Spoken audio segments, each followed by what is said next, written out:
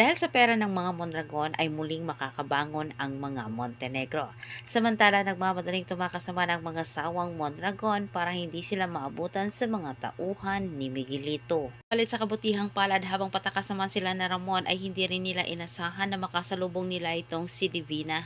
Sa mga oras na iyon, ayaw sayangin ni Ramon ang pagkakataon na masingil na nila itong si Divina. Habang sa kabilang banda, hindi na sana matuntun pa sa mga tauhan ni Miguelito itong si Ramon at Divina kung hindi nagsasalita ang kanang kamay ni Rocky Boy. Tanda ni Rocky Boy sila Ramon dahil gusto niyang malaman saan pupunta ang mga ito.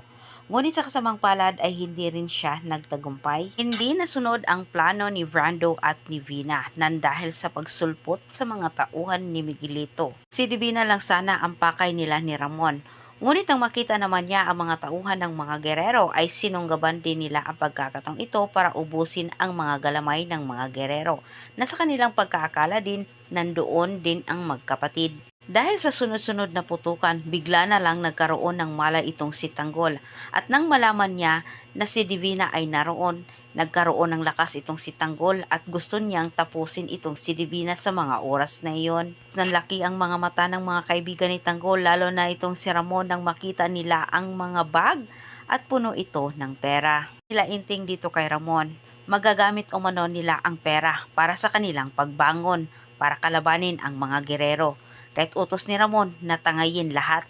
Samantala, hinarap ni Tanggol itong si Divina. Ayaw na niya itong buhayin. Hindi na binigyan ni Tanggol ang pagkakataon nitong si Divina na mabuhay pa. Ngayong nasa kanila Ramon ang pera ng mga Mondragon.